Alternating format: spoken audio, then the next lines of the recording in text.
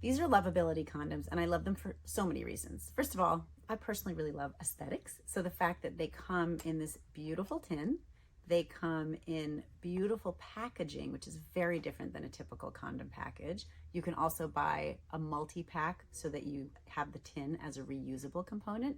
And if you just want to carry one or two with you, these don't even necessarily look like condoms, but they're these beautiful little, almost butter-like packages. So aesthetically, they're amazing. The components of the actual condom are also just different than typical condoms. While they're latex, they're natural rubber latex. So there's a very different sourcing for these condoms than most of them, and they're lubricated with silicone oil, and they truly feel silky. The fact that they are really meant for women to encourage themselves to carry these condoms makes me the most happy, because I think the problem with sex and sexuality is that we often talk about it in cloaked rooms and with hushed voices. We try to be more open talking about orgasms with women, but we don't actually say to women often enough, publicly enough, and frequently enough that they need to understand their body, their sex, their sexuality, to honor themselves and to make sure that they're staying safe.